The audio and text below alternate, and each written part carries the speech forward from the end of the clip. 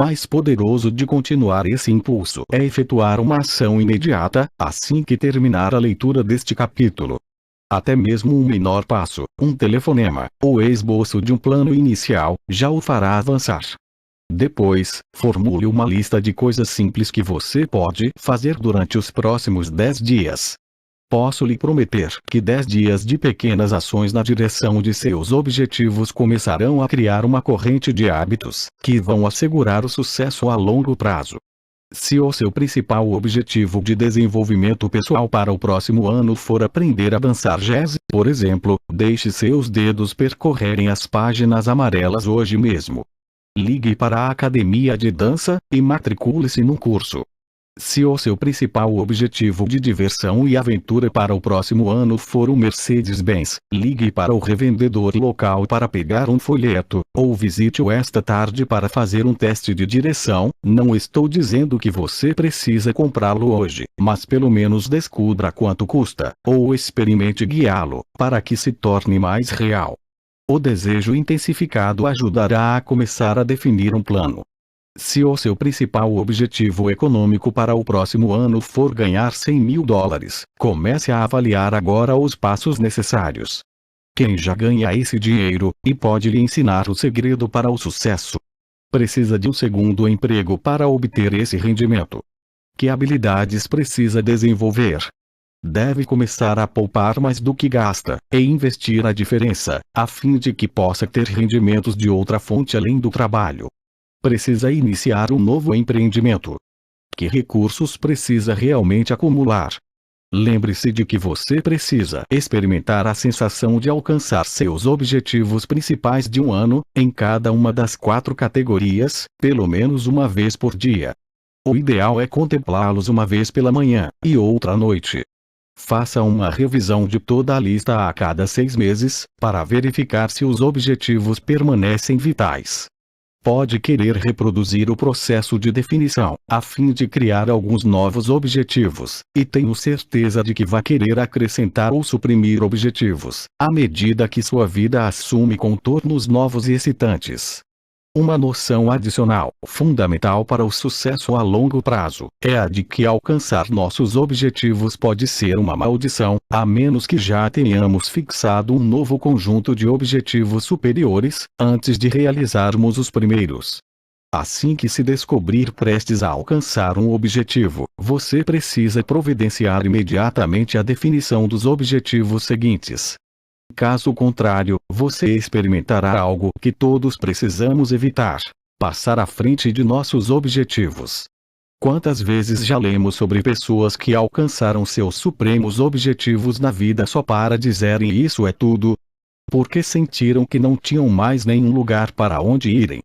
Um exemplo clássico é o de vários astronautas das missões Apollo, que se prepararam durante toda a vida para a suprema viagem, o pouso na Lua. Ficaram eufóricos quando finalmente o conseguiram, mas alguns, depois que voltaram à Terra, desenvolveram um nível de depressão emocional além do que a maioria das pessoas poderia imaginar. Afinal, não havia agora nada mais que pudessem ansiar. O que poderia ser um objetivo maior do que chegar à Lua, realizar o impossível, e explorar o espaço exterior? Talvez a resposta seja explorar a fronteira igualmente desconhecida do espaço interior de nossas mentes, corações e almas. Já ouvi falar de moças que planejam seu casamento por meses, às vezes anos, empenhando toda a sua criatividade, recursos, e até mesmo identidade, para uma perfeita fantasia de conto de fadas. Concentram todas as suas esperanças e sonhos no que esperam ser o acontecimento único na vida. Depois que o brilho se desvanece, a jovem esposa, como astronauta, sente-se decepcionada. Como suceder ao momento máximo de sua vida? Ela precisa ansiar pela aventura mais importante e interminável de construir um relacionamento.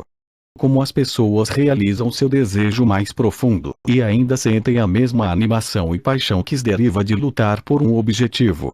Ao se aproximarem do que buscaram por tanto tempo, imediatamente fixam um novo conjunto de objetivos irresistíveis. Isso garante uma suave transição da consecução à nova inspiração, e um empenho continuado pelo crescimento. Sem esse compromisso, faremos o que for necessário para nos sentirmos satisfeitos, mas nunca nos arriscaremos além de nossas zonas de conforto. É quando perdemos o ímpeto, perdemos o desejo de expandir, e começamos a estagnar. Muitas vezes as pessoas sofrem mortes emocional e espiritual antes mesmo de deixarem seus corpos físicos. O meio de romper essa armadilha é compreender que a contribuição pode ser o supremo objetivo. Encontrar o meio de ajudar os outros, aqueles com que nos importamos mais profundamente, pode nos inspirar pela vida inteira. Há sempre um lugar no mundo para as pessoas dispostas a dar seu tempo, energia, capital, criatividade e empenho. Pense em Robin Williams, por exemplo. Eis aqui um homem que leva uma grande vantagem sobre seu falecido amigo John Belushi, porque descobriu um meio para nunca carecer de objetivos. Robin e seus amigos Whoopi Goldberg e Billy Crystal encontraram uma missão que sempre vai explorar seus maiores recursos: ajudar o sem-teto. Arnold Schwarzenegger encontrou uma recompensa emocional similar em seu relacionamento com os Jogos Olímpicos Especiais e com o Conselho de Capacidade Física. Todas essas pessoas bem-sucedidas aprenderam que não há nada tão irresistível quanto um sentimento de contribuição sincera. Cuide para que o seu próximo nível de sonhos o leve continuamente para frente, numa busca constante e incessante da melhoria. Um empenho por Kanye. É de fato a apólice de seguro universal para a felicidade vitalícia. Lembre-se de que um futuro irresistível é o alimento com que nossas almas vicejam. Todos precisamos de um senso permanente de crescimento emocional e espiritual. Programe-se para o sucesso agora que você tem objetivos que o inspirará de verdade, que o levarão para frente. Precisa torná-los tão irresistíveis que pareçam reais em seu sistema nervoso. Como desenvolver esse sentimento de certeza inabalável? Primeiro, remova quaisquer bloqueios, calculando com antecedência o que poderia impedi-lo, e cuidando desses obstáculos agora, em vez de esperar para fazê-lo 100 km adiante. Depois, assuma compromissos com pessoas que você sabe que insistirão em seu padrão superior. Reforce os novos caminhos neurais pelo ensaio constante, com repetição e intensidade emocional. Imagine seus objetivos, com absoluta nitidez, muitas e muitas vezes. Incorpore os elementos visuais, auditivos e sinestetéticos que transformarão seu objetivo numa realidade. A suprema lição, a lição mais importante neste capítulo, é a de que um futuro irresistível cria um senso dinâmico de crescimento. Sem isso, só estamos vivos pela metade. Um futuro irresistível não é um acessório, mas urna necessidade. Permite-nos não apenas alcançar, mas também partilhar o sentimento profundo de alegria, contribuição e crescimento que dá sentido à vida. Onde não há visão, as pessoas perecem. Provérbios 29:18. Lembro de ter lido sobre a quantidade espantosa de pessoas que morrem nos Estados Unidos dentro de 3 anos depois da aposentadoria, o que demonstra para mim que se você perde o senso de que está produzindo ou contribuindo, de alguma forma, literalmente perderá a vontade de viver, e que se tiver um motivo para se enforcar, acabará por fazê-lo. Estudos comprovaram que pessoas idosas ou doentes, próximas da morte, muitas vezes cometem suicídio logo depois dos feriados de fim de ano. Enquanto contam com alguma coisa como um Natal ou a visita da família para ansiar, possuem um motivo para viver. Mas depois que passa, não existe mais um futuro irresistível. Esse fenômeno não ocorre apenas nos Estados Unidos. Já foi constatado em outras culturas, no mundo inteiro. Na China, por exemplo, o índice de mortes cai imediatamente antes e durante os grandes festivais, e volta a crescer assim que acabam. Não importa se você tem 18 ou 80 anos, sempre vai precisar de alguma coisa que o projete para frente. A inspiração que procura se encontra dentro de você mesmo, esperando para ser mobilizada por um desafio imprevisto ou um pedido inspirado. O coronel Arlan Sanders descobriu aos 65 anos, quando recebeu o cheque minguado de sua pensão. A raiva levou à ação. Não precisamos esperar por um evento para ter inspiração. Podemos projetá-la. O respeitável comediante George Burns compreende a importância e o poder de um futuro irresistível.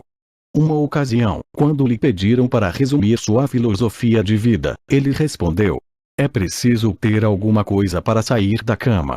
Além do mais, não posso fazer nada na cama.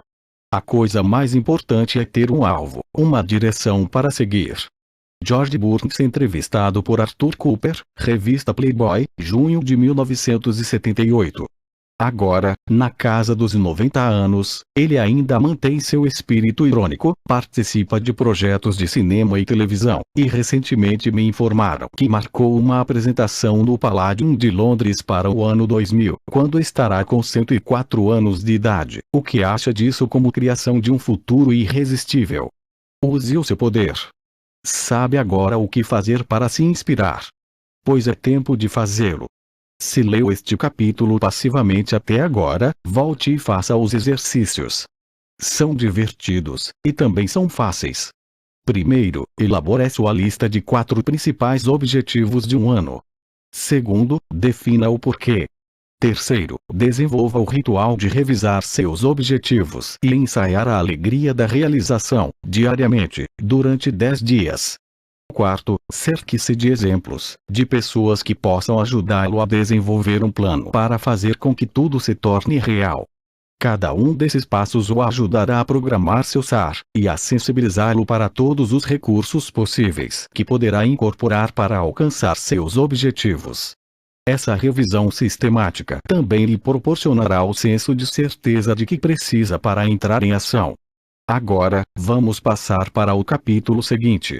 Deixe-me partilhar com você um meio de superar quaisquer obstáculos que poderiam detê-lo, promovendo 13 o desafio mental de 10 dias. O hábito é o melhor dos servos, ou o pior dos amos. Nathaniel Emmons. Consistência, não é isso o que todos procuramos? Não queremos criar resultados apenas de vez em quando. A marca de um campeão é a consistência, e a verdadeira consistência é estabelecida por nossos hábitos. Tenho certeza de que você já compreendeu a esta altura que não escrevi este livro só para ajudá-lo a fazer algumas distinções. Também não foi projetado para inspirá-lo com algumas histórias, ou partilhar com você informações interessantes, a serem usadas de vez em quando, a fim de criar um pequeno desenvolvimento pessoal. Este livro, e toda a minha vida, é dedicado a produzir um aumento considerável na qualidade de nossas vidas. Isso só pode ser realizado através de um novo padrão de ação maciça. O verdadeiro valor para uma pessoa de qualquer nova estratégia ou habilidade decorre em proporção direta da frequência de seu uso. Como eu já disse o suficiente, saber o que fazer não é suficiente. Você deve fazer o que sabe. Este capítulo visa ajudá-lo a instituir hábitos de excelência, os padrões de foco que o ajudarão a ampliar o impacto que tem em si mesmo e nos outros. A fim de levar nossas vidas para o próximo nível, no entanto, devemos compreender que o mesmo padrão de pensamento que nos levou ao ponto em que estamos não nos levará ao ponto para onde queremos ir. Um dos maiores desafios, tanto em pessoas como em empresas, é o de resistirem à mudança, sua maior aliada, justificando suas ações com o argumento de que o atual comportamento levou-as ao nível de sucesso de que desfrutam agora. Isso é absolutamente verdadeiro, mas um novo nível de pensamento é necessário agora, a fim de se experimentar um novo nível de sucesso pessoal e profissional. Para isso, devemos romper, de uma vez por todas, as barreiras de nosso medo, e assumir o controle do foco da mente. Os antigos padrões de permitir que a mente seja escravizada por problemas do momento devem ser rompidos para sempre. Em seu lugar, devemos estabelecer o compromisso vitalício de focalizar as soluções e desfrutar o processo. Ao longo deste livro, você aprendeu uma profusão de poderosos instrumentos e estratégias para tornar sua vida mais rica, mais plena, mais alegre e excitante. Mas se apenas leu este livro e deixou de usá-lo, é como comprar um novo e potente computador e nunca tirá-lo da caixa, ou comprar uma Ferrari e deixá-la na garagem, acumulando poeira e fuligem. Assim, deixe-me lhe oferecer um plano simples para interromper antigos padrões de pensamento, sentimento e comportamento, um meio que pode ajudá-lo a condicionar as alternativas novas e fortalecedoras, e torná-las absolutamente consistentes. Há alguns anos, eu me descobri absorvido num padrão de frustração e raiva. Parecia ter problemas por todos os lados para que me virava. A esta altura, pensar positivamente não figurava no alto da minha lista de soluções. Afinal, eu era inteligente, e pessoas inteligentes não fazem as coisas parecerem positivas quando não são. Havia muitas pessoas ao meu redor que concordavam com essa ideia, e também se sentiam frustradas com suas vidas. Na realidade, eu era incrivelmente negativo na ocasião, e via as coisas piores do que eram. Usava meu pessimismo como um escudo. Era uma débil tentativa de me proteger da dor das expectativas fracassadas. Faria qualquer coisa para não ficar desapontado outra vez. Ao adotar esse padrão, no entanto, a mesma barreira me evitava a dor, mas também me afastava do prazer. Impedia-me de encontrar as soluções, e me encerrava numa tumba de morte emocional, onde nunca se experimenta dor demais, nem prazer demais, e onde sempre se justifica as ações limitadas com o argumento de estar sendo apenas realista. Na verdade, a vida é uma balança. Se nos permitirmos virar o tipo de pessoas que se recusam a ver as ervas daninhas que se enraizam em nosso jardim, as ilusões vão nos destruir. Também destrutivas, porém, são as pessoas que, por medo, constantemente imaginam o jardim invadido pelo mato, sufocado por ervas daninhas irremediáveis. O caminho do líder é de equilíbrio. Ele nota as ervas daninhas com um sorriso, sabendo que a visita delas ao jardim está praticamente encerrada, porque as avistou. Ele pode ir e agir imediatamente para removê-las. Não precisamos nos sentir negativos por causa das ervas daninhas. São parte da vida. Precisamos vê-las, reconhecê-las, focalizar a solução, e prontamente fazer o que for necessário para eliminar sua influência de nossas vidas. Fingir que não existem não vai melhorar as coisas, nem se inflamar em ira por sua presença, nem se deixar dominar pelo medo. A persistente tentativa das ervas daninhas de serem parte de seu jardim é um fato da vida. Trate simplesmente de removê-las. E faça isso no estado emocional de jovialidade, caso contrário passará o resto da vida transtornado, porque posso lhe garantir uma coisa: sempre haverá mais ervas daninhas surgindo. E a menos que você queira viver em reação ao mundo, cada vez que problemas aparecem, precisa lembrar que elas são de fato uma parte importante da vida. Mantém você vigoroso e forte, atento para o que é preciso fazer para manter o jardim de sua vida saudável e rico. Precisamos praticar esse mesmo tratamento ao limparmos o jardim de nossa mente. Devemos ter a capacidade de notar quando começamos a ter um padrão negativo, sem nos desesperarmos por isso, e também sem ficar remoendo, e tratar de romper os padrões assim que os descobrimos, substituindo-os pelas novas sementes do sucesso mental, emocional, físico, financeiro, espiritual e profissional. Como rompemos esses padrões no momento em que aparecem? Basta lembrar os passos do NAC que você aprendeu no capítulo 6. 1. Você precisa decidir o que quer. Se realmente deseja ter um senso de paixão, alegria e controle sobre sua vida, o que obviamente é um caso, já que está lendo isto agora, então saiba o que quer. 2. Precisa ter uma alavanca pessoal. Se lesse todo este livro e não instituísse novos padrões, não seria um incrível desperdício de tempo? Em contraste, como vai se sentir ao usar o que aprendeu para assumir o controle imediato de sua mente, corpo, emoções, finanças e relacionamentos? Deixe que o seu desejo de evitar a dor e alcançar um prazer intenso leve a efetuar as mudanças necessárias para conduzir sua vida ao próximo nível agora. A fim de conseguir isso, você deve 3. Interromper o padrão limitador. A melhor maneira que conheço para fazer isso é iniciar uma dieta mental, isto é, assumir o controle consciente de todos os seus pensamentos por um prazo determinado. Uma dieta mental é uma oportunidade de eliminar os padrões negativos e destrutivos de pensamento e sentimento que inevitavelmente derivam de viver uma vida de reação emocional e disciplina mental. Eu me empenhei nessa purificação mental há quase 8 anos, e descobri que era um processo profundo e valioso. Deparei com a ideia no pequeno folheto de Emmett Fox. Discorria sobre o valor de passar 7 dias sem acalentar nenhum pensamento negativo.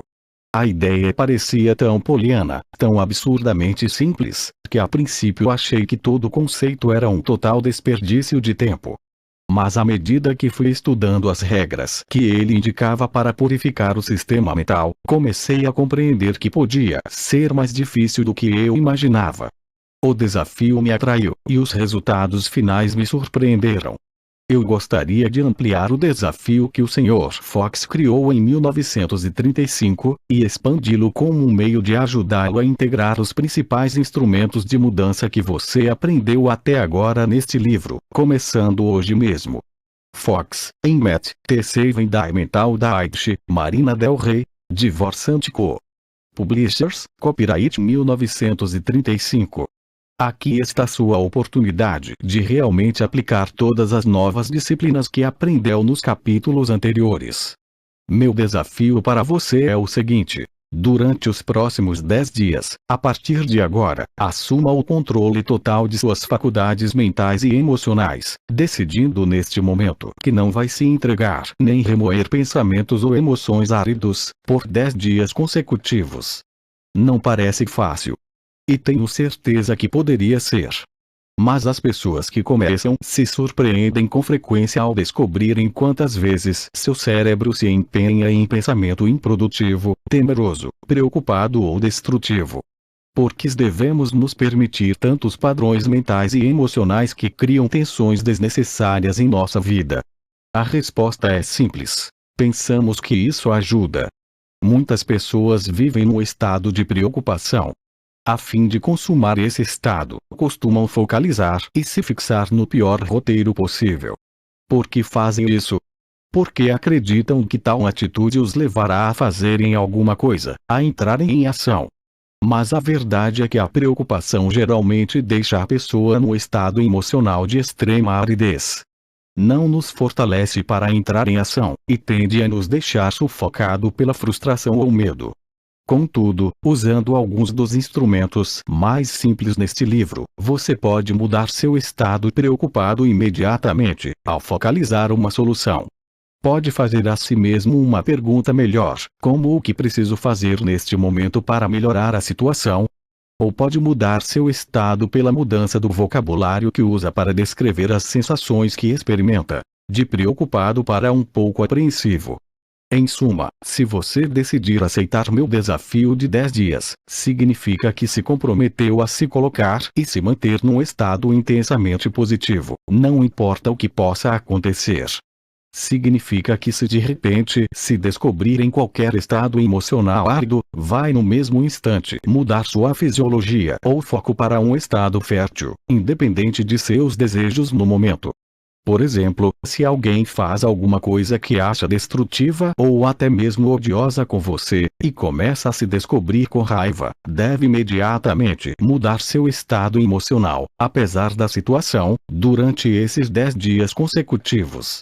Mais uma vez, lembre-se que você dispõe de diversas estratégias para mudar seu estado. Pode fazer a si mesmo uma pergunta mais fortalecedora, como o que eu poderia aprender com isso? Ou o que é ótimo nessa situação, e o que ainda não é perfeito. Essas perguntas o levarão a estados férteis, nos quais encontrará soluções, em vez de ficar remoendo e aprisionado no ciclo de raiva e frustração crescentes.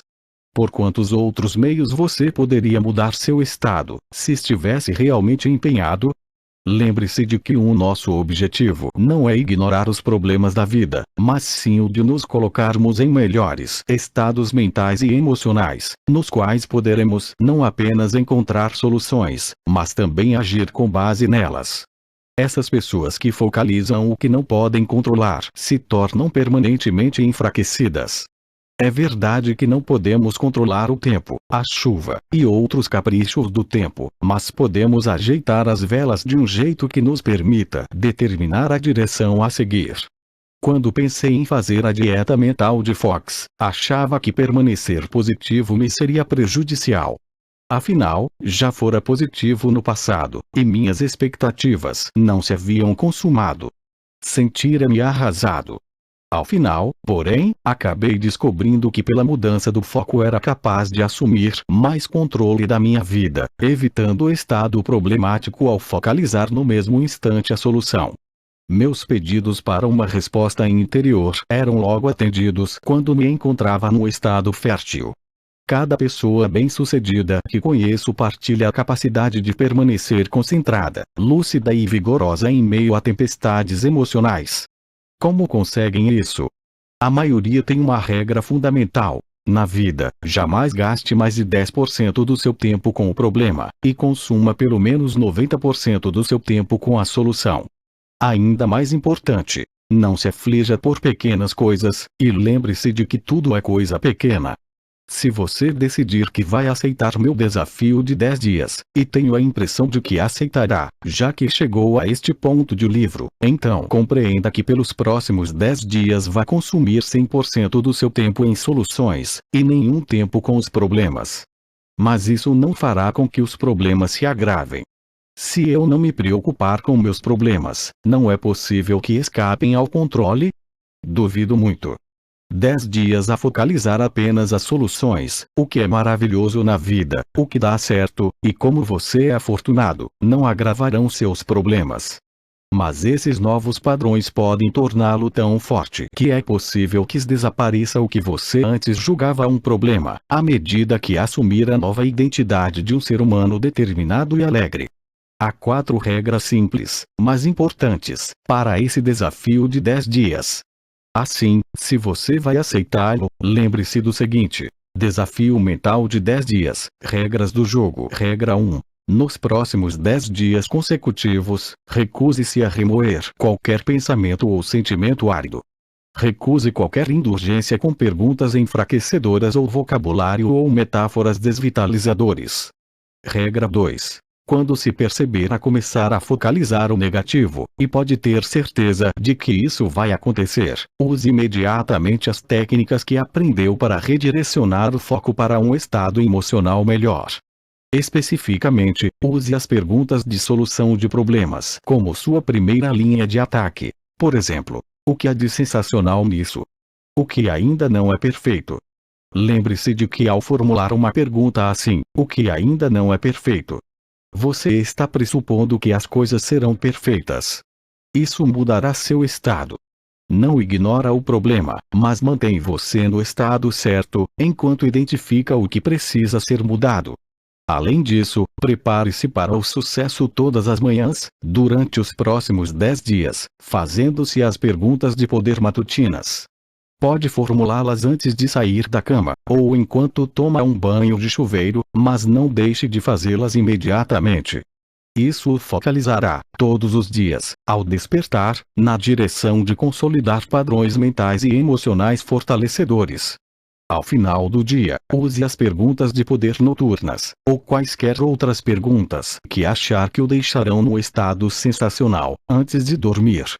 As perguntas de solução de problemas, perguntas de poder matutinas e perguntas de poder noturnas estão relacionadas no capítulo 8. Regra 3. Durante os próximos 10 dias consecutivos, cuide para que todo o seu foco na vida esteja nas soluções, e não nos problemas. No instante em que perceber um possível desafio, focalize imediatamente qual pode ser a solução. Regra 4. Se sofrer um retrocesso, isto é, se por acaso se descobrir a se entregar ou remoer um pensamento ou sentimento árido, não se desespere.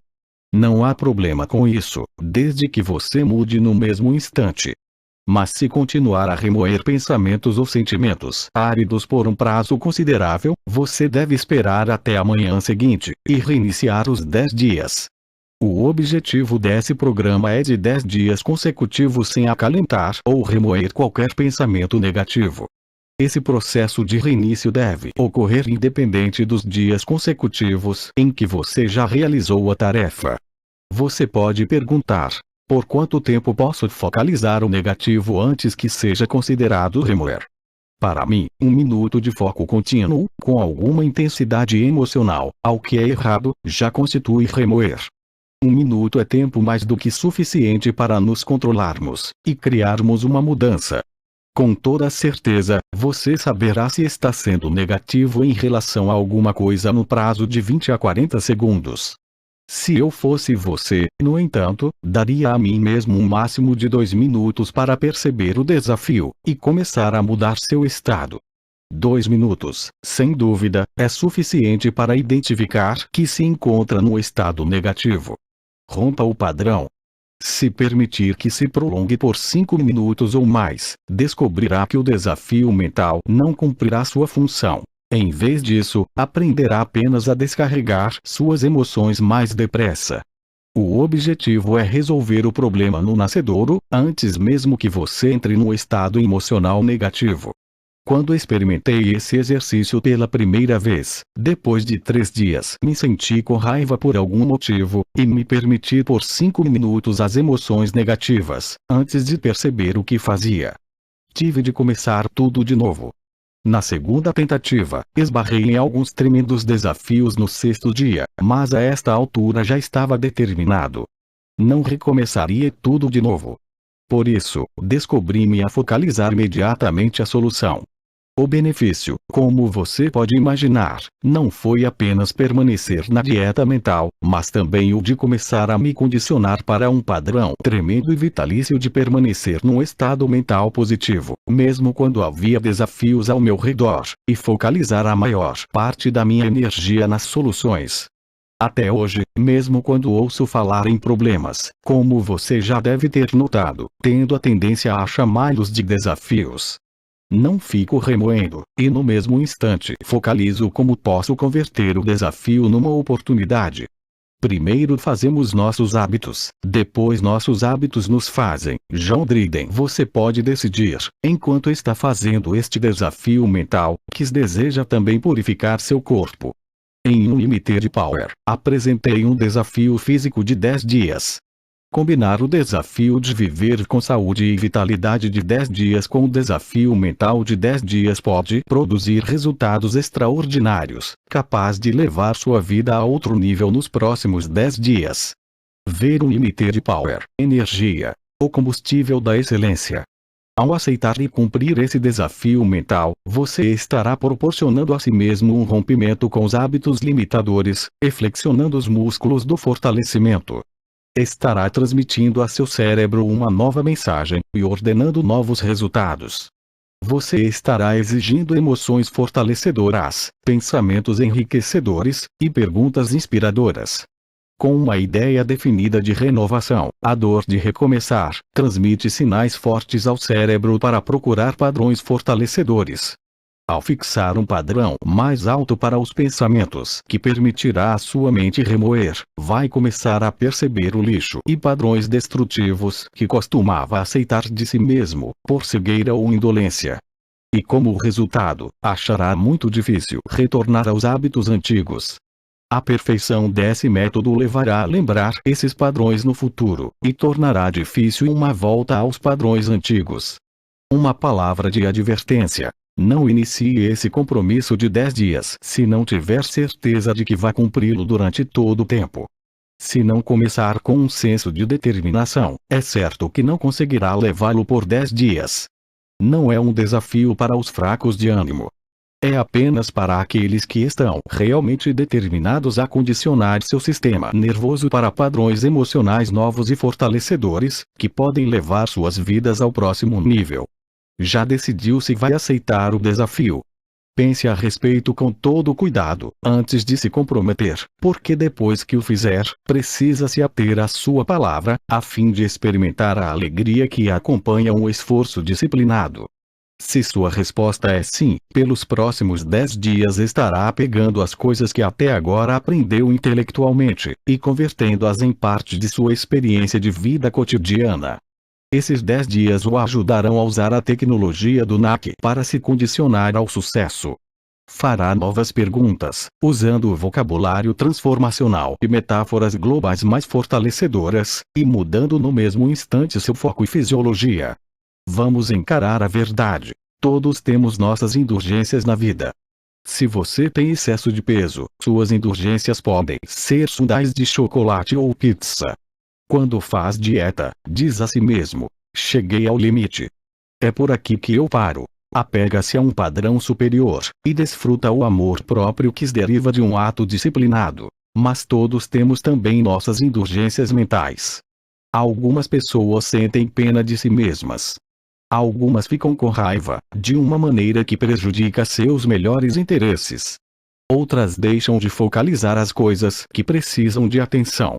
Meu desafio para você é decidir que por 10 dias não vai se permitir nenhuma dessas indulgências mentais destrutivas.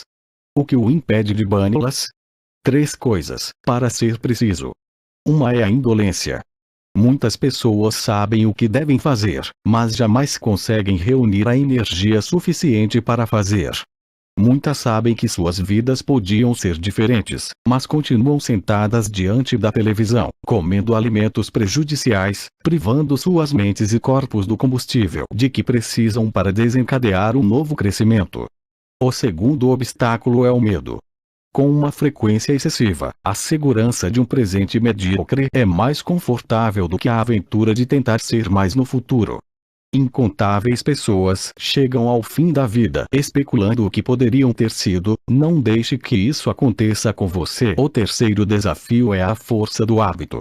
Temos nossos antigos padrões emocionais, a força embotadora da rotina.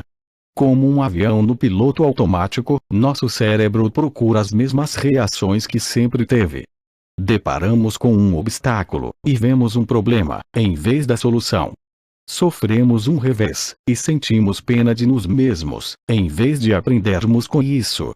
Cometemos um erro, e o consideramos como uma espécie de julgamento funesto sobre o que não podemos fazer, em vez de decidir aprender com isso, e seguir em frente.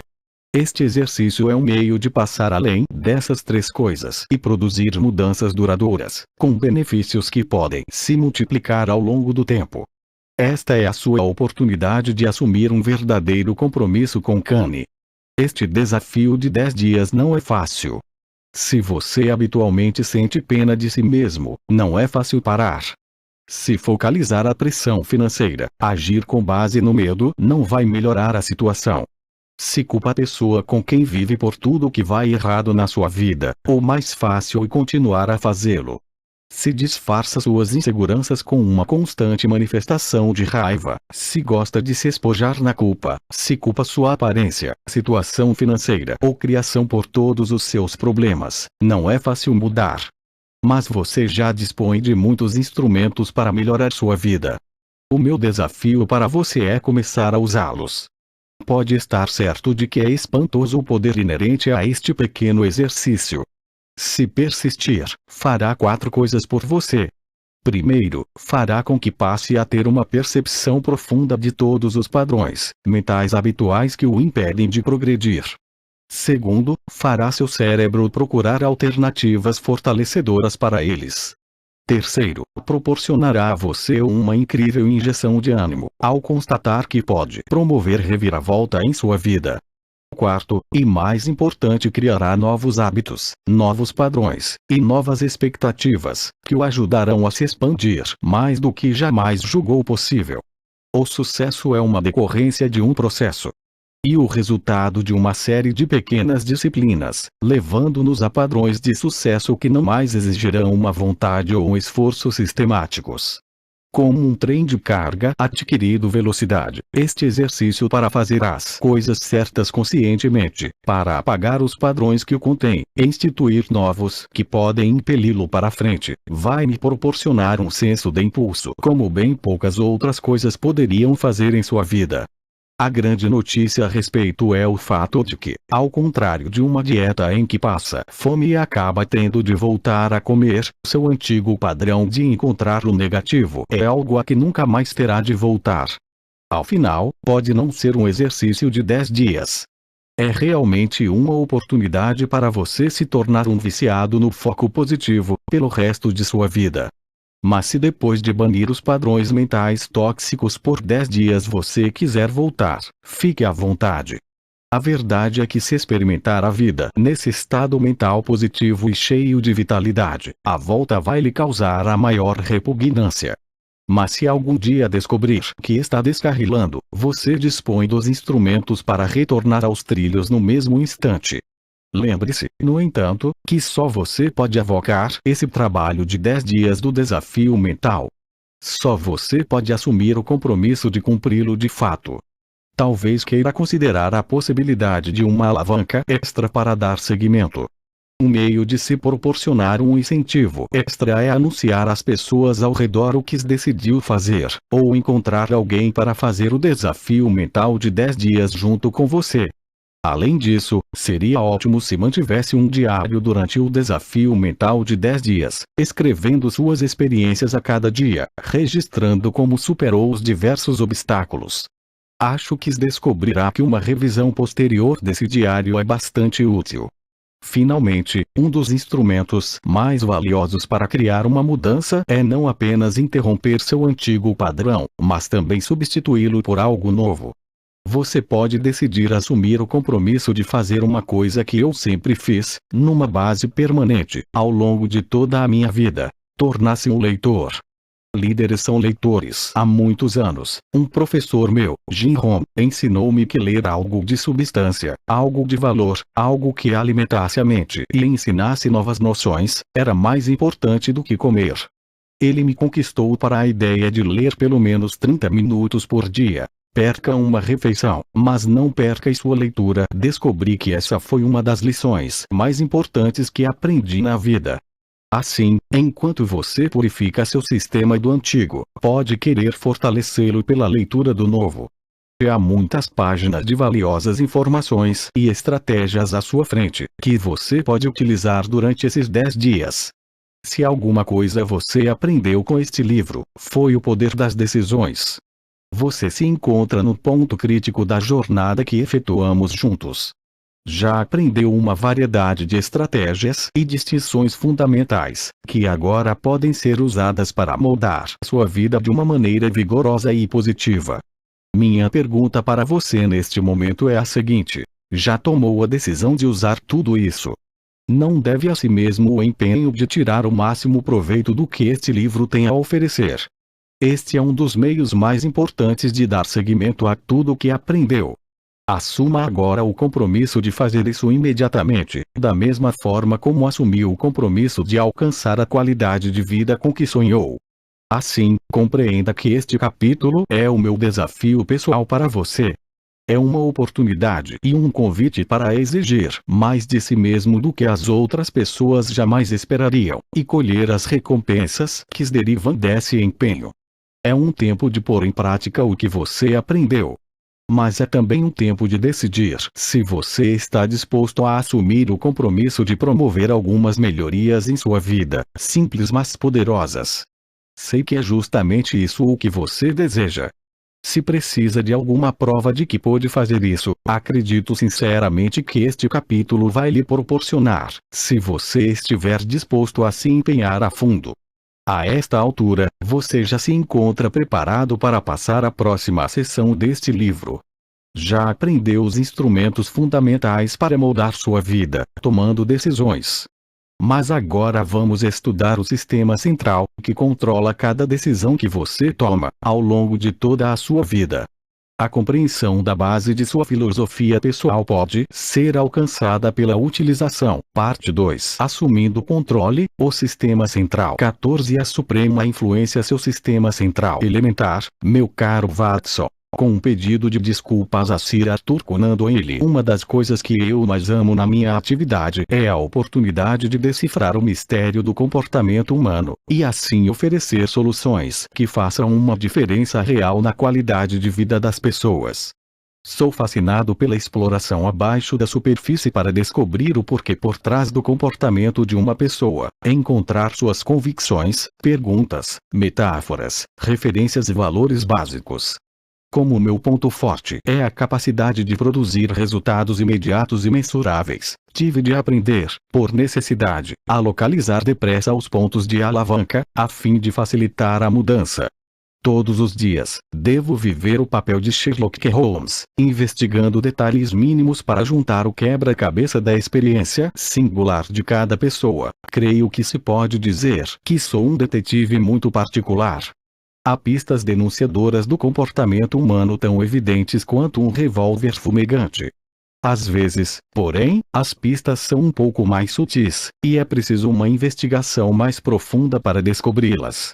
Contudo, por mais diversificado que seja o comportamento humano, uma das coisas que me permitiu fazer o que eu faço com tanto sucesso é o fato de que, em última análise, tudo se resume a determinados padrões, constituídos por elementos básicos específicos. Se tivermos a noção desses princípios organizacionais, passamos a ter condições não apenas de influenciar as pessoas para uma mudança positiva, mas também para compreender por que elas fazem o que fazem. Você deve compreender que o estudo do sistema central, que dirige todo o comportamento humano, é uma ciência, tanto quanto a química e a física, governado por leis previsíveis, e padrões de ação e reação. Pense em seu sistema central, os 5 componentes que determinam como você avalia tudo o que acontece em sua vida, como uma espécie de tabela periódica, detalhando os elementos do comportamento humano. Assim como toda a matéria física se decompõe para as mesmas unidades básicas, o mesmo acontece com o processo do comportamento humano, para quem sabe o que procurar. São a combinação e estrutura, como usamos esses elementos, que tornam cada um de nós singular. Algumas misturas são voláteis e produzem resultados explosivos. Outras combinações neutralizam, algumas catalisam, e algumas paralisam.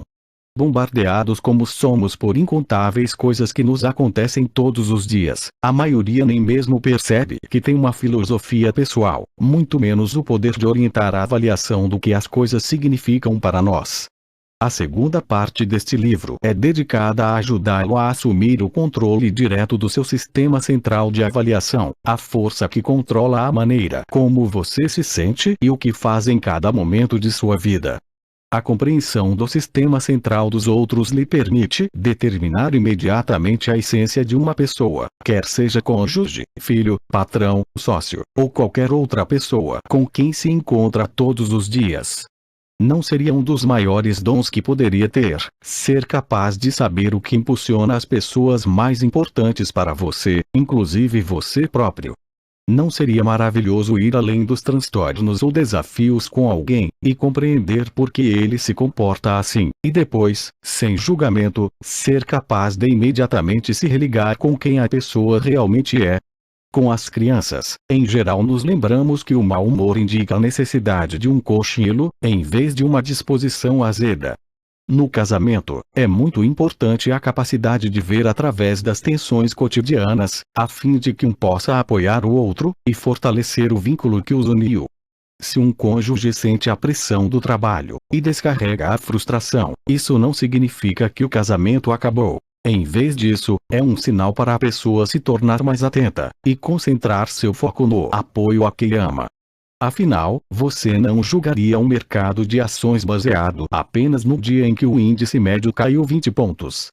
Da mesma forma, não se pode julgar o caráter de uma pessoa por um incidente isolado. As pessoas não são seus comportamentos. A chave para compreender as pessoas é compreender seus sistemas centrais, a fim de se conhecer a maneira sistemática e individual de raciocinar. Todos nós possuímos um sistema ou procedimento a que recorremos, a fim de determinar o que as coisas significavam para nós, e o que precisamos fazer em relação a eles, praticamente em qualquer situação da vida. Precisamos lembrar que coisas diferentes são importantes para pessoas diferentes, e que elas avaliarão o que está acontecendo de maneiras diferentes, baseadas em suas perspectivas e condicionamentos. Imagine-se a jogar tênis, e ter um péssimo serviço. Pela sua perspectiva, você errou. Pela perspectiva de seu adversário, foi um grande serviço para ele.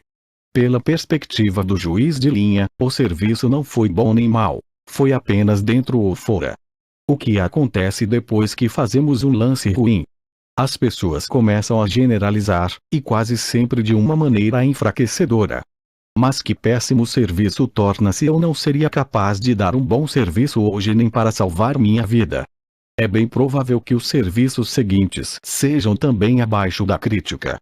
Depois, o trem da generalização aumenta a velocidade, passando de eu não seria capaz de dar um bom serviço hoje nem para salvar minha vida para nunca tive um bom serviço, não sou na verdade um bom tenista, parece que nunca sou capaz de fazer qualquer coisa bem e sou uma pessoa horrível.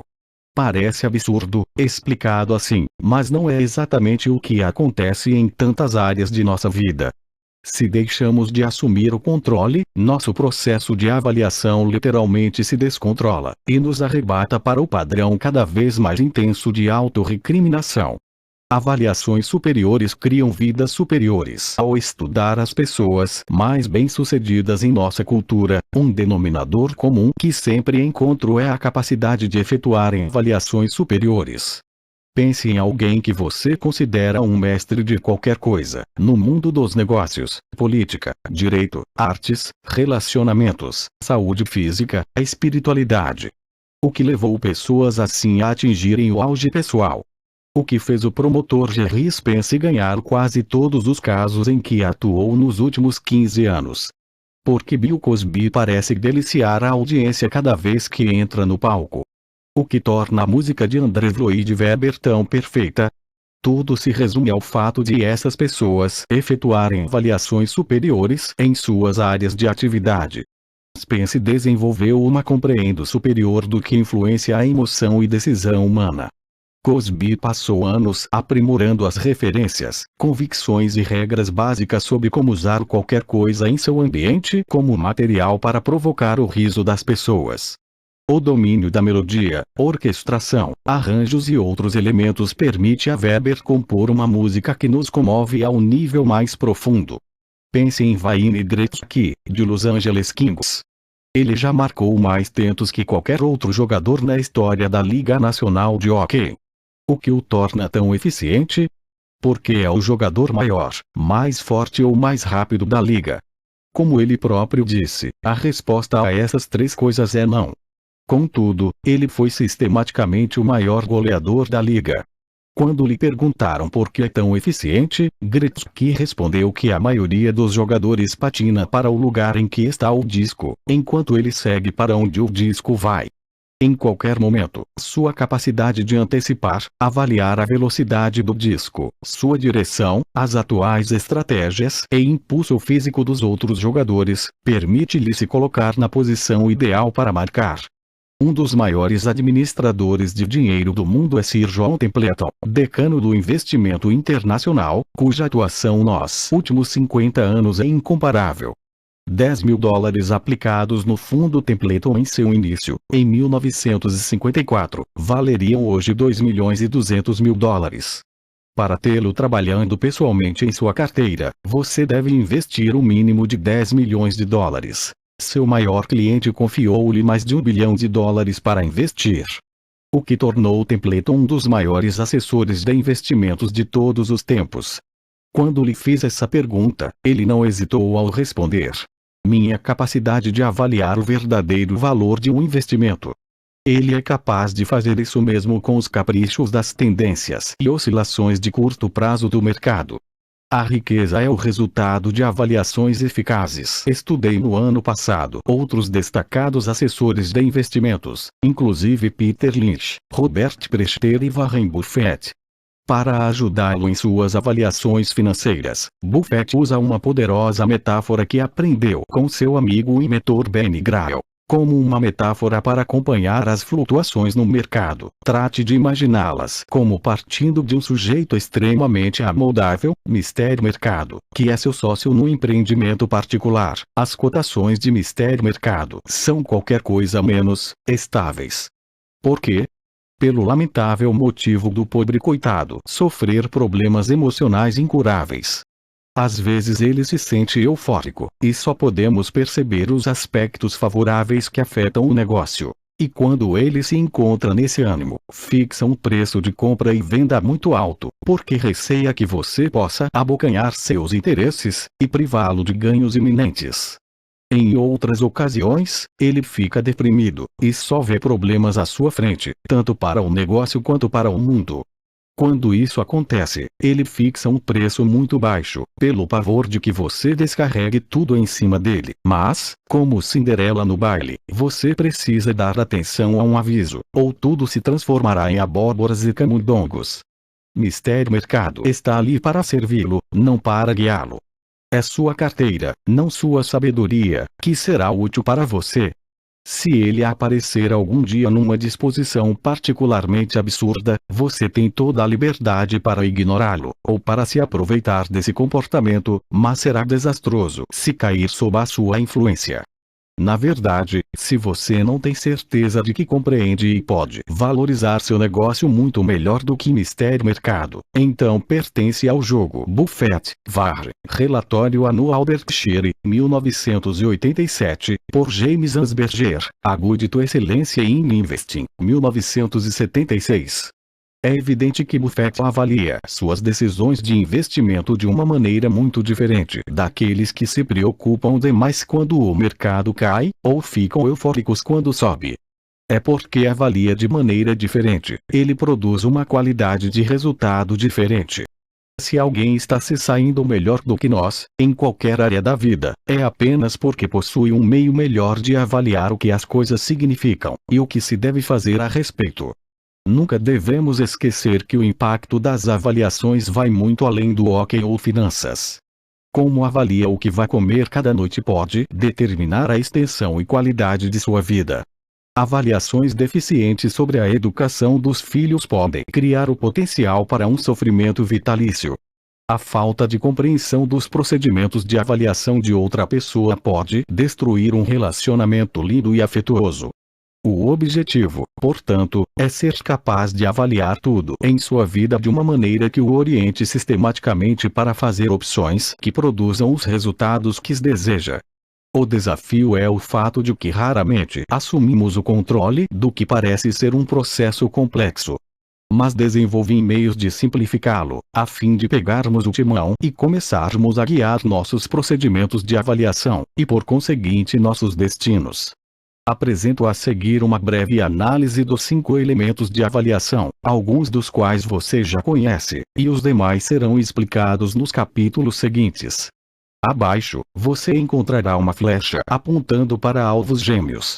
Esse diagrama demonstra como o nosso sistema central de avaliação funciona. Vamos analisar os 5 elementos, um de cada vez, e acrescentá-los ao diagrama no decorrer do processo. 1. O primeiro elemento que afeta todas as nossas avaliações é o estado mental e emocional em que você se encontra ao efetuar uma avaliação. Há ocasiões em sua vida em que alguém pode lhe dizer uma coisa que o fará chorar, enquanto em outras o mesmo comentário o fará rir. Qual é a diferença? Pode ser simplesmente o estado em que você se encontra. Quando você se encontra num estado apreensivo e vulnerável, o som de passos além da janela à noite, acompanhado pelo ranger de uma porta se abrindo, vai lhe parecer e significar algo totalmente diferente do que ocorreria se estivesse num estado de excitamento e expectativa positiva.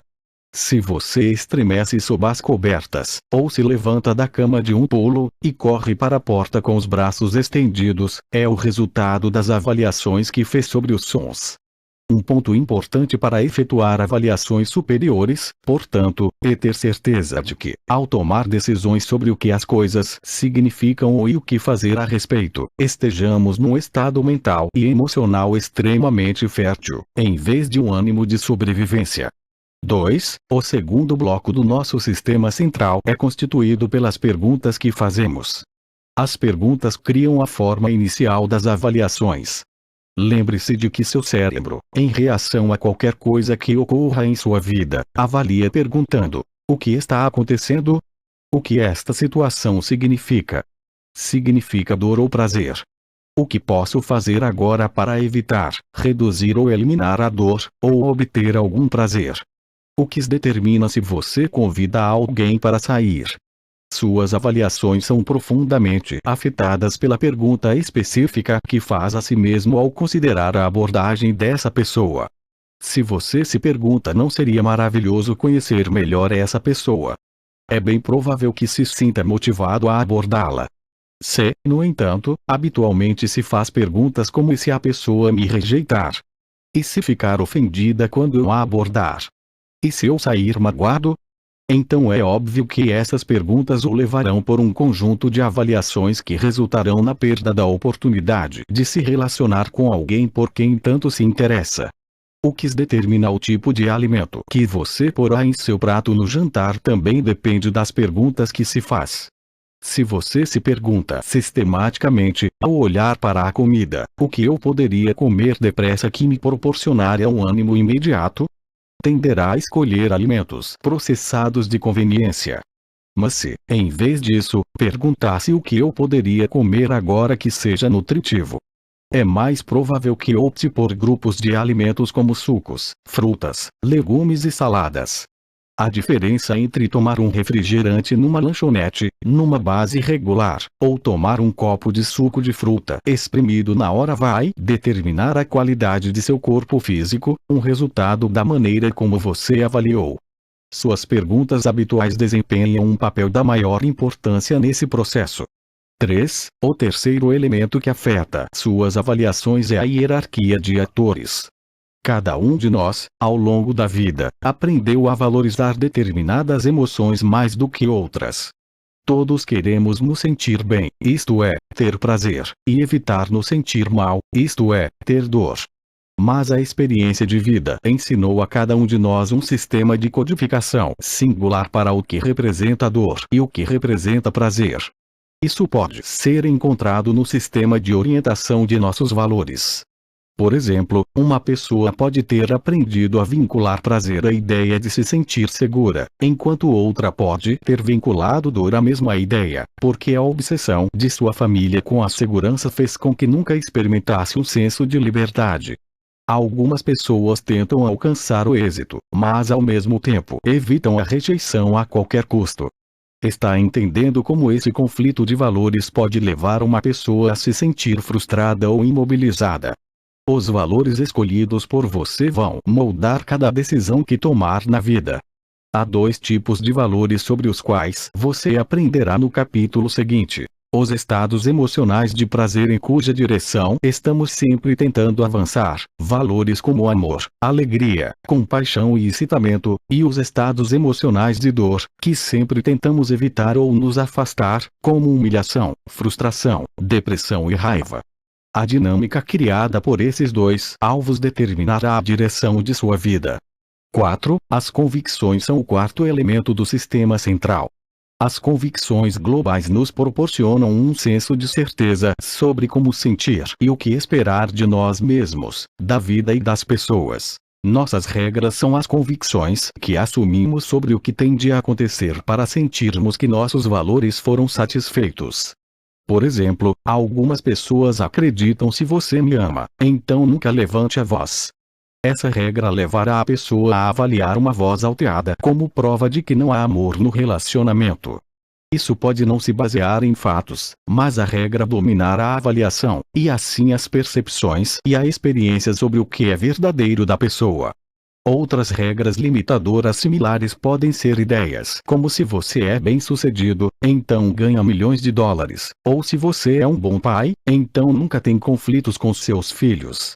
As convicções globais determinam nossas expectativas, e muitas vezes controlam até o que nos dispomos a avaliar em primeiro lugar.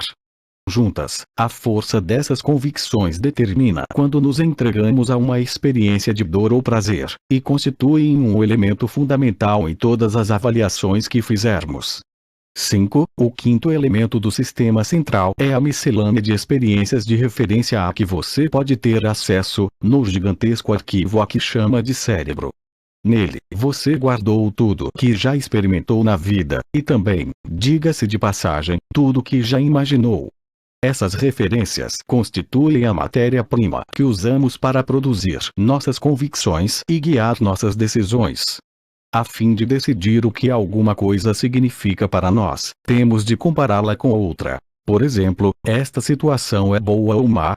Pense no exemplo do tênis citado no início deste capítulo. É boa ou má em comparação com o que? É boa comparada com o que seus amigos fazem ou têm. É má comparada com a pior situação de que você já ouviu falar. Você dispõe de referências ilimitadas que pode usar ao tomar qualquer decisão. As referências que escolher determinarão o significado que você extrai de qualquer experiência, como se sente a respeito, e também, até certo ponto, o que fará. Sem qualquer dúvida, as referências moldam nossas convicções e valores. Pode perceber como faria a diferença, por exemplo, se fosse criado num ambiente em que se sentisse sistematicamente explorado, em oposição a ser criado sentindo um amor incondicional. Como isso poderia influenciar suas convicções e valores, a maneira como encarou a vida, as pessoas e as oportunidades. Se, por exemplo, você aprendeu a saltar de paraquedas em queda livre quando tinha 16 anos, pode desenvolver valores diferentes sobre a ideia de aventura do que alguém que foi rejeitado cada vez que experimentou uma nova habilidade, conceito ou ideia. Muitas vezes, os mestres são apenas pessoas que possuem um pouco mais de referência do que você sobre o que leva ao sucesso ou frustração, em qualquer situação determinada. É evidente que John Templeton, depois de 40 anos como investidor, tem mais referências para ajudá-lo a decidir o que é um excelente investimento do que alguém que está efetuando sua primeira operação. As referências adicionais nos oferecem o potencial para o domínio da situação. Contudo, independente da experiência ou sua falta, temos meios ilimitados de organizar nossas referências em convicções e regras que nos fortalecem ou enfraquecem. A cada dia, temos a oportunidade de absorver novas referências, que podem nos ajudar a reforçar as convicções, refinar os valores, formular novas perguntas, ter acesso aos estados que nos impulsionam na direção que queremos seguir, e realmente moldar nosso destino para melhor. Os homens são sábios não na proporção de sua experiência, mas sim de sua capacidade para a experiência. George Bernard Shaw. Há vários anos, comecei a ouvir histórias sobre o incrível sucesso de um homem chamado Divine Chapman em procurar e capturar criminosos que se haviam esquivado à justiça por muito tempo. Conhecido pela maioria das pessoas como Dog, ele se tornou famoso como o maior caçador de recompensas dos Estados Unidos. Fiquei fascinado, quis conhecê-lo pessoalmente, e descobrir o que o torna tão eficiente.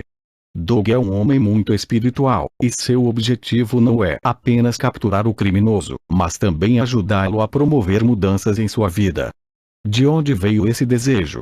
De sua própria dor. Quando jovem, Doug fazia avaliações ruins sobre as pessoas que escolhia para fazer amizade. Por seu desejo de pertencer a um grupo, ingressou numa gangue de motociclistas, os discípulos do diabo. Um dia, no meio de uma transação de tóxicos que saiu errada, um membro da gangue deu um tiro, e atingiu mortalmente um homem que se encontrava no local.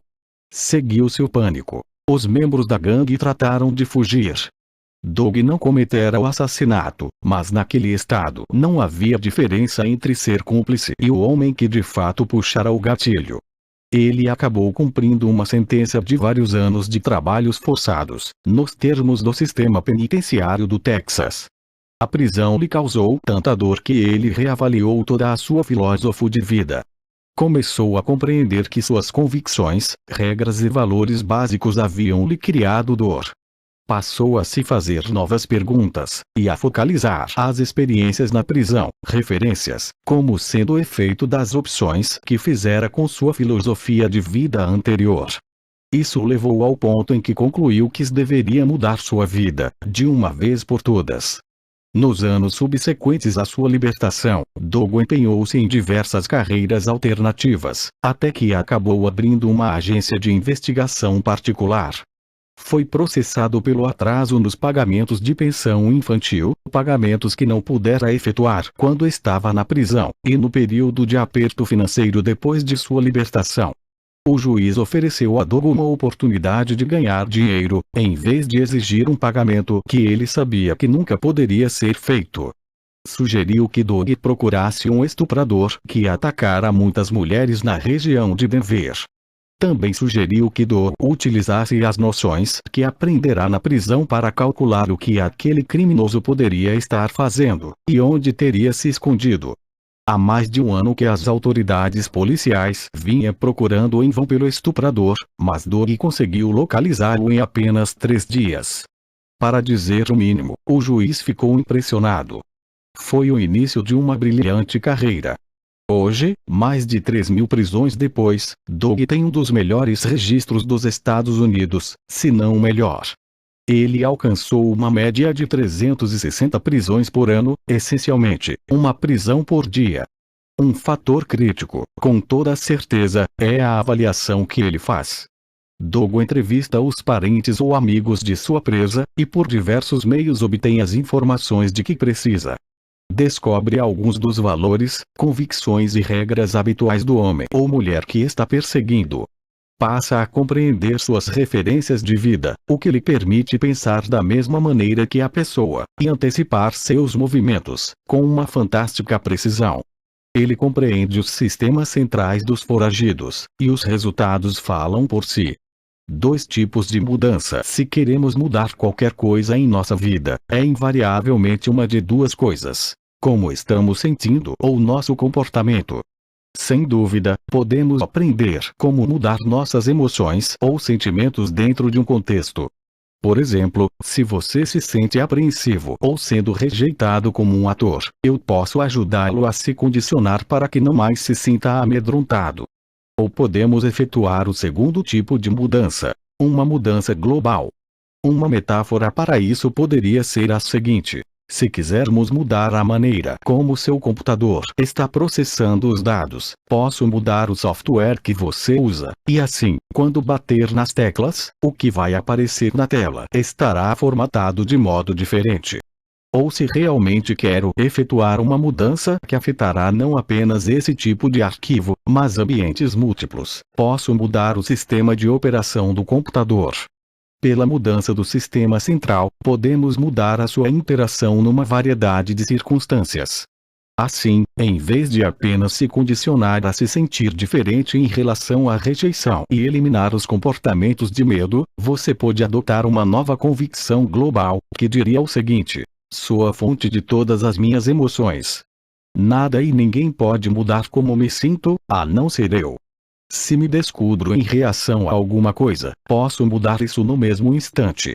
Se você adota essa convicção para valer, não em termos intelectuais, mas sim emocionalmente, onde a sente com certeza absoluta, pode perceber como isso eliminaria não apenas seu medo de rejeição, mas também seus sentimentos de raiva, frustração ou inadequação.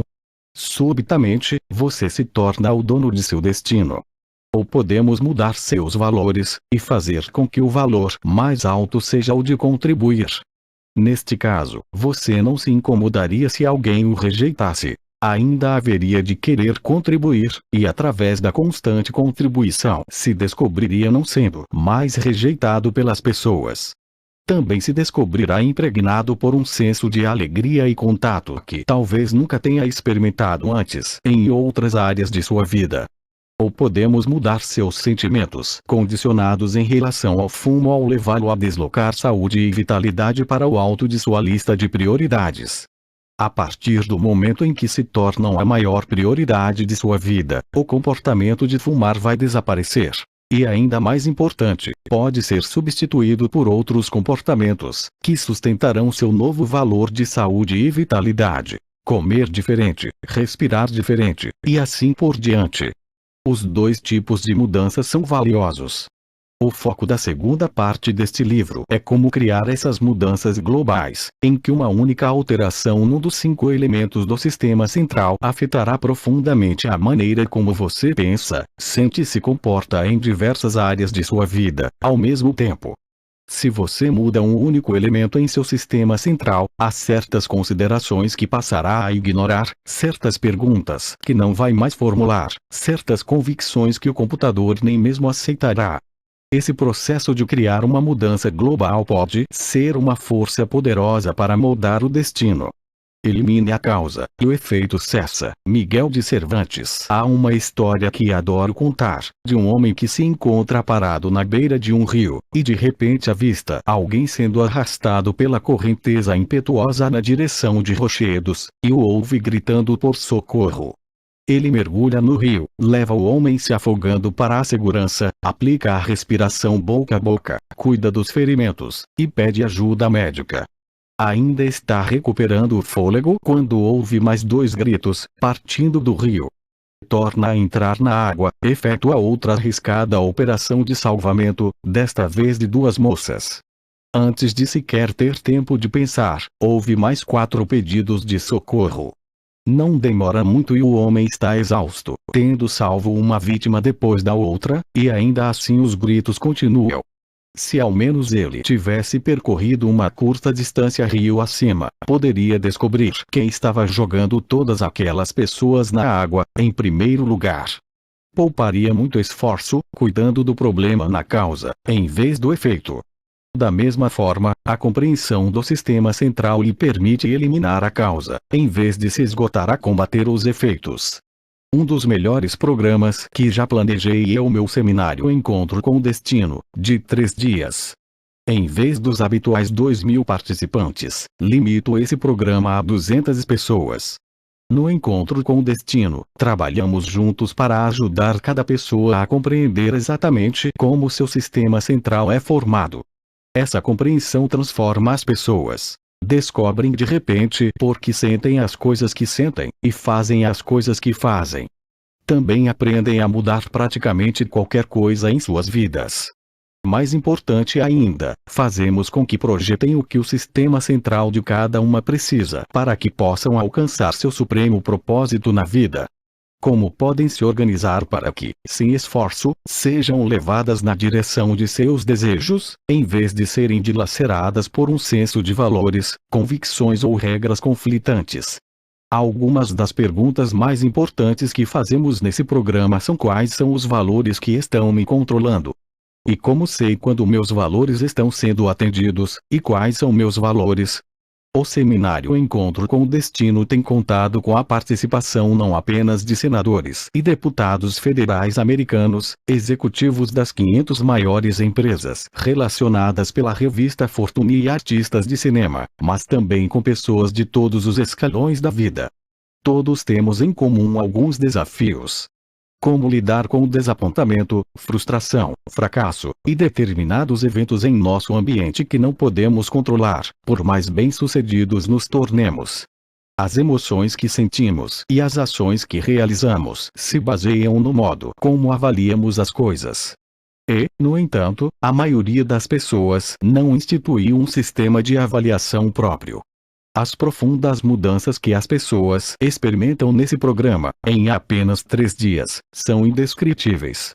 As pessoas literalmente mudam em questão de momentos a maneira como pensam, o que sentem em relação às suas vidas, porque assumem o comando da parte do cérebro que controla a experiência de vida. As mudanças acabam se tornando emocionais, até mesmo físicas, à medida que o cérebro fixa novas prioridades para o que é mais importante. Embora este livro não seja um substituto para o Encontro com o Destino, quero oferecer os mesmos instrumentos básicos que usamos nesse programa para o seu uso imediato. Com os capítulos subsequentes, você pode produzir os mesmos tipos de mudanças em sua vida, a partir de agora. Teste o que aprendeu a fim de estimular seu pensamento sobre o funcionamento do sistema principal. Farei algumas perguntas provocantes, que devem abrir as comportas de seu pensamento, e ajudá-lo a identificar como partes diferentes de seu sistema são usadas para tornar decisões. Agora, vamos analisar como você respondeu a cada uma dessas perguntas.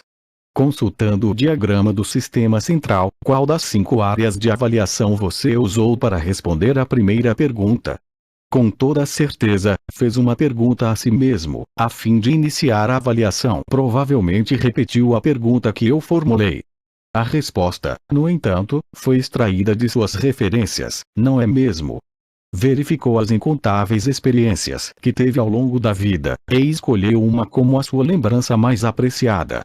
Ou talvez não tenha selecionado uma porque acalenta uma convicção de que todas as experiências na vida são valiosas, ou escolher uma em detrimento de outra vai denegrir alguma experiência de vida. Essas convicções o impediriam de responder à pergunta. Ou seja, o sistema central de avaliação não apenas determina o que avaliamos, e como avaliamos, mas até mesmo o que estamos dispostos a avaliar. Vamos passar para a segunda pergunta, que eu li em The Book of Questions. Se pudesse acabar com a fome no mundo hoje matando uma única pessoa, você o faria? Responda a estas perguntas antes de continuar a ler. 1. Qual é a sua lembrança mais apreciada? 2. Se pudesse acabar com a fome no mundo hoje matando uma única pessoa inocente, você o farta? Porque sim, ou porque não? 3. Se batesse num Porsche vermelho, deixando-o amassado, e não houvesse ninguém por perto, você deixaria um bilhete? Porque sim, ou porque não? 4. Se pudesse ganhar $10.000 comendo um prato cheio de baratas vivas, você o faria? Porque sim, porque não? Quando faço essa pergunta às pessoas, recebo sempre as respostas mais intensas. Algumas pessoas dizem claro que sim, com o argumento de que a vida de muitos supera a vida de um único indivíduo. Por essa visão, se uma pessoa estivesse disposta a sofrer para acabar com todo o sofrimento do mundo, o fim justificaria os meios. Outros se mostram consternados com tal pensamento. Acreditam que cada vida humana é valiosa. O que também se baseia no conjunto de convicções, não é mesmo? Outros possuem uma convicção global de que tudo na vida é exatamente como deveria ser, e que todas as pessoas que passam fome estão recebendo lições valiosas para sua próxima encarnação. E algumas pessoas respondem: claro que eu o faria, mas tiraria minha própria vida. É interessante como as pessoas reagem de maneiras tão diversas à mesma pergunta, baseadas em qual dos 5 elementos de avaliação usam e o conteúdo que armazenaram. Passemos à terceira pergunta. Se batesse num Porsche vermelho e o deixasse amassado, e não houvesse ninguém por perto, você deixaria um bilhete? Algumas pessoas respondem claro que sim. Por quê? Seu valor mais alto é a honestidade. Outras pessoas também dizem claro que sim, mas por um motivo diferente, porque uma das coisas que mais evitam no mundo é a culpa. Não deixar um bilhete faria com que se sentissem culpadas, e isso é também doloroso. Outras dirão eu não deixaria um bilhete. E quando indagadas por quê, explicam: já me aconteceu várias vezes, e ninguém me deixou um bilhete, ou seja, estão dizendo que possuem referências pessoais que as levaram a desenvolver a convicção de que se deve fazer aos outros aquilo que fizeram com você. Agora, a quarta pergunta. Se pudesse ganhar $10.000 comendo um prato cheio de baratas, você o faria? Invariavelmente, recebo bem poucas respostas afirmativas. Por quê? As referências da maioria das pessoas para baratas, as imagens e sensações que guardaram em seus corpos, são intensamente negativas. Baratas não são algo que querem pôr em seus organismos. Depois, no entanto, aumento a oferta. Quantos de vocês fariam isso por $100.000? Pouco a pouco, ocorre uma mudança, pessoas que antes disseram não começam a levantar a mão. Porque de repente se mostram dispostas a fazê-lo por $100.000. O que aconteceu com seu sistema de avaliação? Duas coisas. Fiz uma pergunta diferente, mudando uma palavra. E segundo, as pessoas têm a convicção de que $100.000 poderiam eliminar muita dor em suas vidas, talvez alguma dor a longo prazo, que seria mais difícil de lidar do que a dor a curto prazo de ter baratas vivas descendo pela garganta. E que tal $1 milhão? Ou 10 milhões? Agora, a maioria das pessoas na sala levanta a mão. Acreditam que o prazer a longo prazo que $10 milhões proporcionariam a si mesmas e a outros, superaria em muito a dor a curto prazo. Ainda assim, algumas pessoas não comeriam baratas vivas por dinheiro algum. Quando indagadas por que não, respondem coisas como eu nunca seria capaz de matar uma coisa viva. Outras pessoas dizem eu mato baratas o tempo todo só porque estão no meu caminho. Um homem chegou a dizer que poderia comê-las com a maior facilidade, e o que faria por prazer, não pelo dinheiro. Por quê? Foi criado num lugar em que baratas e outros insetos são considerados uma iguaria. Pessoas diferentes têm referências diferentes, e meios diferentes de avaliar as coisas, não é interessante? Chega um momento, ao estudarmos os 5 elementos do sistema central, há um outro tema que precisamos ter sempre em mente. É possível haver uma superavaliação. Os seres humanos adoram analisar as coisas à saciedade. Há um momento, porém, em que temos de parar de avaliar, e entrar em ação. Por exemplo, algumas pessoas fazem tantas avaliações que até uma pequena decisão se transforma numa grande produção. Talvez não sejam capazes de fazer exercícios como parte regular de seu estilo de vida. Por quê? Encaram como uma grande produção. Pela maneira como englobam a decisão, o jeito como a consideram, há tantos que se sentem intimidadas. A fim de fazerem exercício, as pessoas devem 1. Levantar. 2. Encontrar uma roupa de ginástica em que não pareçam muito gordas. 3. Escolher os sapatos apropriados. 4. Meter tudo do que precisam numa bolsa de ginástica. 5. Ir ao ginásio. 6. Arrumar uma vaga. 7. Subir a escada. 8. Matricular-se. 9. Entrar no vestiário. 10. Vestir a roupa de ginástica. 11. Finalmente fazer a aula, pedalar na bicicleta ergométrica, e malhar ao máximo. E depois de tudo isso, 12. Devem fazer as mesmas coisas ao contrário. Claro que essas mesmas pessoas não encontram a menor dificuldade quando chega o momento de irem à praia. Já estão com a disposição. Se alguém perguntar por quê, responderão sem hesitação. Ora, para ir à praia, basta entrar no carro e partir. Não param para avaliar cada um e todos os passos ao longo do caminho. Encaram tudo como um único passo gigantesco, avaliando apenas se vão ou não, sem se preocuparem com os detalhes. A avaliação excessiva de detalhes pode às vezes acarretar a sensação de sobrecarga ou sufoco.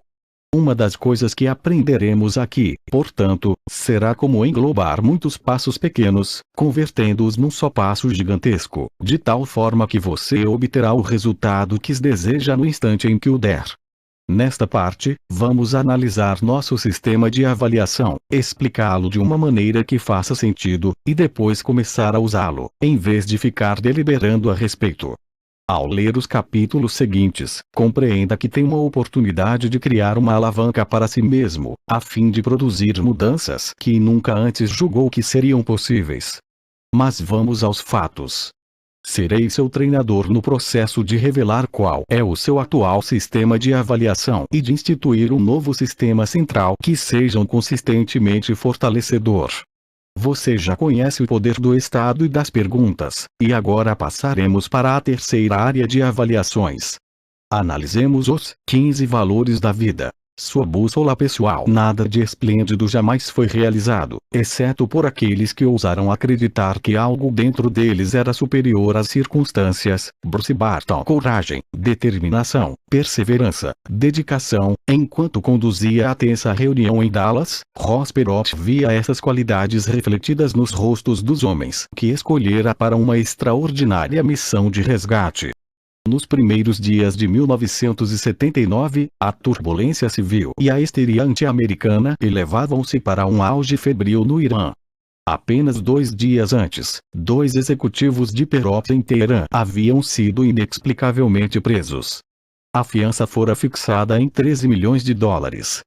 Como as negociações diplomáticas de alto nível não obtivessem êxito, Perot chegou à conclusão de que só havia um meio de tirar seus homens de lá. Teria de cuidar do problema pessoalmente.